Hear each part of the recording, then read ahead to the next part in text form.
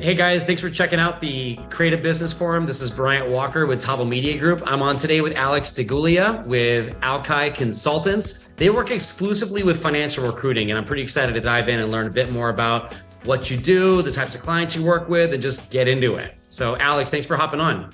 Appreciate you having me. So let's just jump into Alki Consultants. I know you got a background in recruiting. How long you've been working with Alki Consultants, or I should say, how long have you had Alki Consultants? It's your thing. And let's go from there. Yeah, so I've been running Alki Consultants since December of 2021. So just over a year now, and have been recruiting for over 7 years in the financial services industry, mostly banking though. Got it. And what sort of banks do you work with? I would say mainly community banks and regional banks. So they're probably anywhere between 10 billion in assets and lower. Yeah, we had done some work with Opus Bank and some other banks back in the day at some other agencies I've worked at. And it's a really cool space. And I know it's a tough industry to staff for. I mean, shoot, any industry is tough to staff for now. So it's really nice to have a specialist in a particular industry. What sort of questions do you get from either your current clients or types of banks and financial institutions that you're trying to work with? Everybody's curious what the market's like, because right now is kind of an interesting time. And there seems to be, if you boil it down, kind of two trains of thought. There's the organizations that are really hunkering down and kind of a wait and see method and just kind of trying to stay put and see where things progress from an interest rate perspective and an economy perspective and kind of give us 6 months, versus the other mentality, which is we're going to keep growing, we're going to keep progressing, keep hiring, keep adding the right people, because their philosophy is they learned during the recession 0809 of learned the hard way and then built capital up to a point where they can weather a storm, but they still have the resources to hire new people. And when the storm's over, whatever, whenever that is, then they've got the right group to just kind of turn the gas on and keep going. Yeah, it's kind of similar with marketing and advertising. It's like historically, whenever there's a storm coming, people pull back on marketing and advertising, and history shows that does not win the war. It's the brands that have the staying power, the brands that stay relevant. And I'm assuming it should be the same or would be the same for really any institution, but especially finance. It's, let's say, when the dust clears after this pending economic storm, which, by the way, I'm not a doomsdayer. I think most of the stuff the media is saying is it's a bit inflated, we'll say. I agree. Because a lot of what I'm seeing with a lot of clients we work with and other business colleagues that I'm working with and other CEOs in my work group, business seems to be good. I mean, there's doom and gloom in the headlines, but people are doing business and people need finance. People need mortgages. There's a lot of needs there. So what are you mentioned people are kind of waiting to see what happens with interest rates. How does that work historically for you? And maybe not going all the way back to 0809, but just with fluctuations in the market, are banks coming to you when they need something like they're looking 2 months down the road, or is this a year or more down the road and they're looking to fill a staff or make some strategic hires? I think it's across the board. A lot of what I'm working on is more imminent. So like we need somebody in the next week or two. We need somebody now. We need somebody opportunistically. I would say banking's more opportunistic in the fact that you find somebody who has a book of business or knows the market and can bring business immediately. They'll make room for someone like that. So, some of the people that are staying put are more so only hiring to replace people, whereas other organizations are growing or trying to grow and add to staff. So I would say most of the positions are going to be right now to the next month or two. If it's a year from now, I'm probably not working on that because there's a lot of open positions and a lot of needs throughout banking in general. Yeah. I mean, you've got everything from HR to teller to mortgage banker and relationship banker. I'm actually in the process of looking through some different banks as well, realizing I'm not going to name names and throw banks under the bus.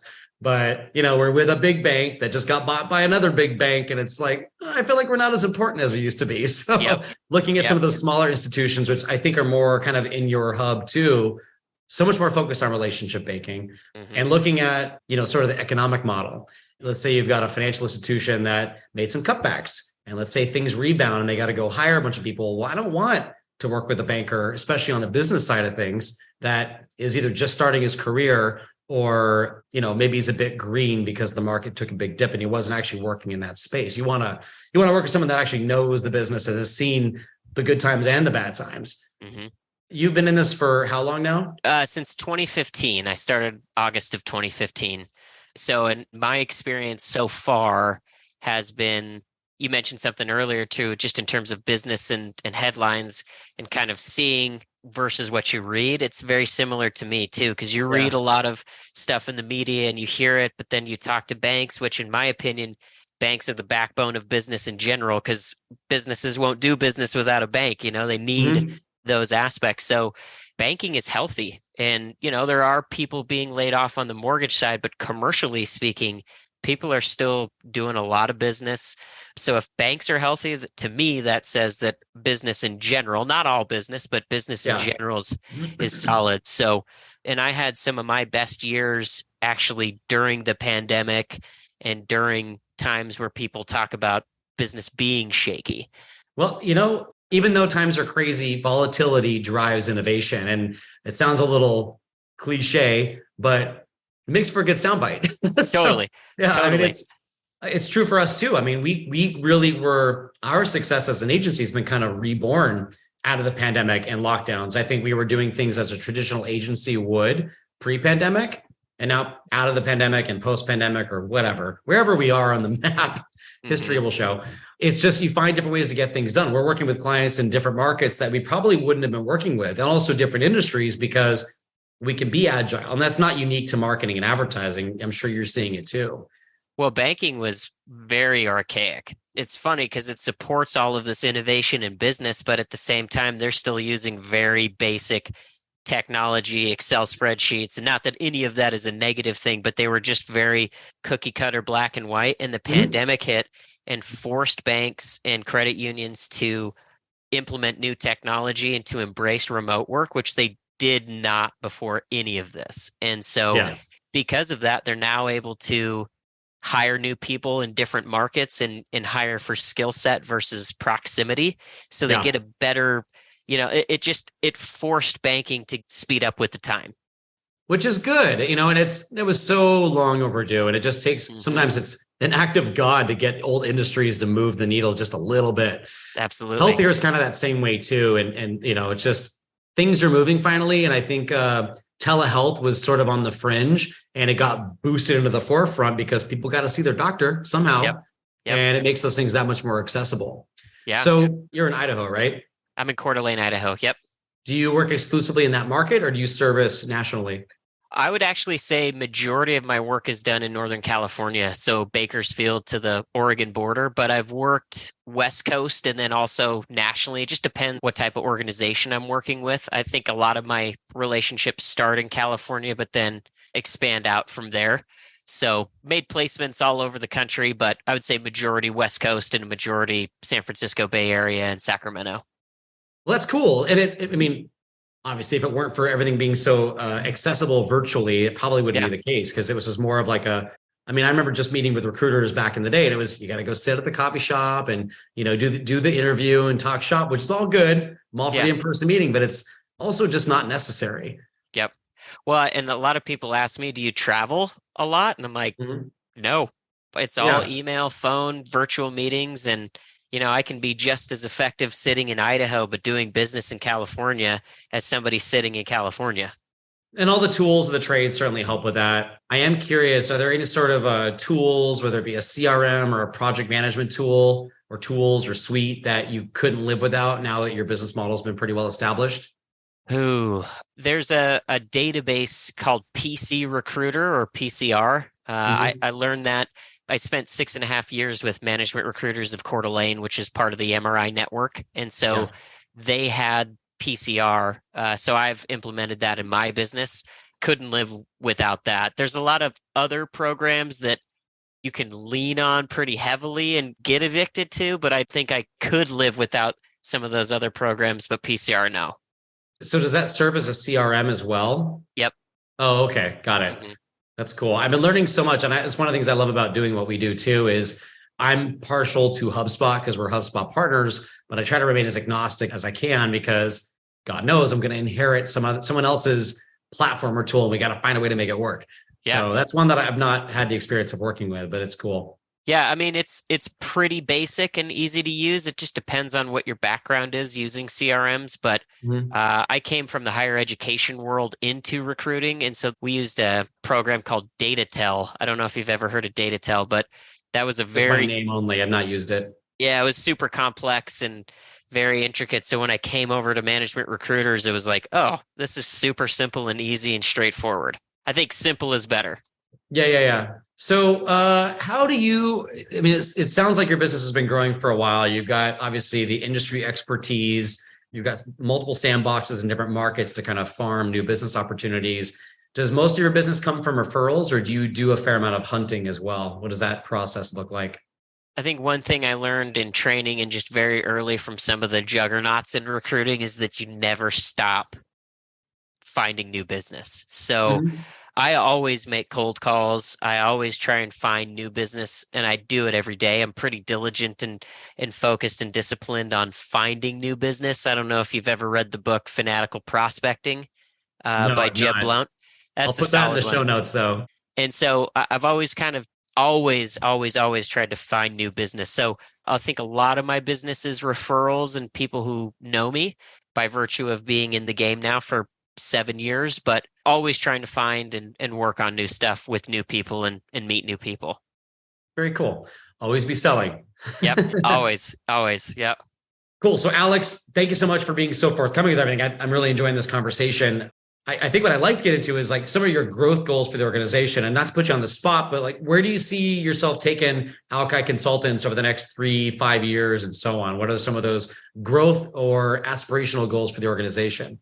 When I talk to people on the phone, I always qualify this too, because a lot of people say grow. And I Mhm. think for me, growth means holistic. So I'm looking at it from a business perspective. I'm looking at it as a father, as a man, as a person in general. So growth to me is less about adding to my company from like a staffing perspective. I managed Yeah. some people as a vice president over at Management Recruiters for, I want to say, 4.5 of my 6.5 years there. And I personally don't want the headache of managing people. So adding to staff, I'll Yeah. never say never, Yeah. but right now, 3 to 5 years, I think my goal is to grow from a business perspective. So how can I grow the revenue individually? And so for me, that's being sort of a student of the game, being a technician and focusing on the basics from the individual aspects of being a recruiter, because that's what I love to do and why I started my company. But Yeah. it's also, how do I be a better dad? How do I shut the business off and spend time with my daughter? How do I Mhm. become a better friend, better son, brother, all of that? So for me, it's just about trying to constantly evaluate me and myself and my business and how can I be better? How can I maximize every day, but still have fun and be comfortable being uncomfortable, but still be relaxed enough to have fun and be with the people that are important to me and do business. Yeah, that's important. And look, you're doing this because you like doing it. You're going down this path as an entrepreneur, as an owner operator, so that you can have that freedom to shut it down when you want to focus Exactly. on family time. And I can attest to, as we were talking about before, just Yeah. how difficult it is to do that. And it's Hmm. something that if you're not intentional about it, that line is never really drawn. That line is way too blurry if you let it. Yep. So it's a good reminder for me, and I think for anyone listening or watching this too, just to be very mindful about where that line in the sand is and how comfortable you are shutting it down. You just got to Hmm. make that time. Well, I love to work. I Hmm. mean, that's why I Same. Yeah. started my own business. It's like I Yeah. get a rush out of working, but Mhm. at the same time, you can get into that flow and then disappear as everything else. And so, Yeah. yeah, I share custody with my daughter too. So she's in and out. And so when she's here, I'm dad, Yeah. and Zoop. I've Shut got it to down. turn business off. Yep. Yeah. And shut down and just be with her. And well, I don't know. I think anybody who's successful in business is planned and organized. And so Yeah. that doesn't mean just at work, it means in life. Got to make the time. Yep. Well, let's pivot. I Okay. want to try to keep this a concise slot, but I want to make sure that anyone listening or watching to this has a clear understanding of Alki Consultants. So, what do you want people to know about Alki Consultants? Anyone that's looking from the financial space, if they're looking for a new recruiter, what do you want them to know? What are some conversations you'd like to have? As a recruiter, there's a lot of us out there. in recruiting in general, in banking in general. And I think what's super important to me is I like to get to know people and what their story is. Like, it doesn't matter about me. It matters more so about them and where they want to go. And I love being in the background and being a part of their story without anybody knowing. And so what I pride myself on is genuine connection, genuine conversations, and really getting to know, what do you want to do and where do you want to go? And maybe right now I can't help you, but I won't forget you. The way my head works is if I have a conversation with you, then I'm going to make sure that maybe it's not now, it's from now on. So down the road, who knows? But I think what's important to me is having a genuine conversation, actually listening to somebody.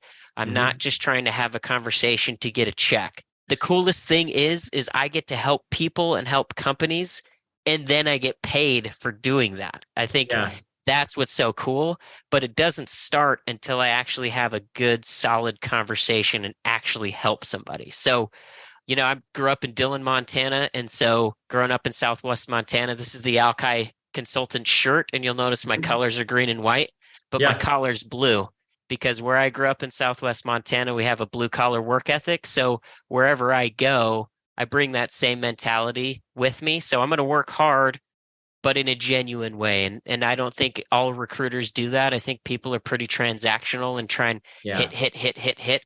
Whereas, if this isn't the right fit for you right now, that's okay. And if you tell me no, that's okay, because I'll be back in the future and we'll find something that makes more sense. So Alki Consultants is genuine interaction to help both companies and people.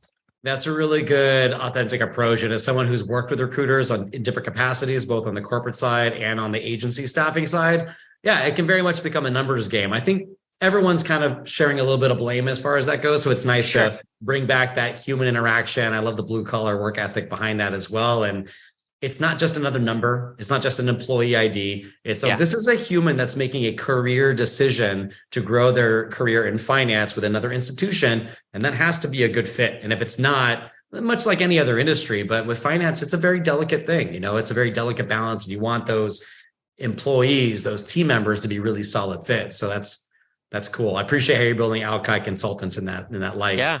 And it's not only career impacting, it's life impacting. Yes. I was tiptoeing around that. changing jobs is one of the top 5 most stressful things in a human's life, and death is one of those 5 things. So it's huge, right? It's huge, but it's and not to get away from the numbers. I mean, recruiting is a numbers-based business. It's just like sales in a lot of regards. So there are ratios and numbers and stuff like that you got to hit, but you got to use those numbers the right way. And the only way that I know how to use those is by having an authentic conversation with somebody. Yeah. Awesome. Well, so how do people get in touch with you and Alki Consultants? So I've got a website. That's www.alkiconsultants.com. I am on LinkedIn, Alex deGolia. You can give me a call too. You can call or text 208-763-3117. Awesome. Alex deGolia with Alki Consultants. Thank you so much for joining the Creative Business Forum. It's been a pleasure talking with you, and hopefully we added some value to those listening and watching. Appreciate it. Thanks. Take care.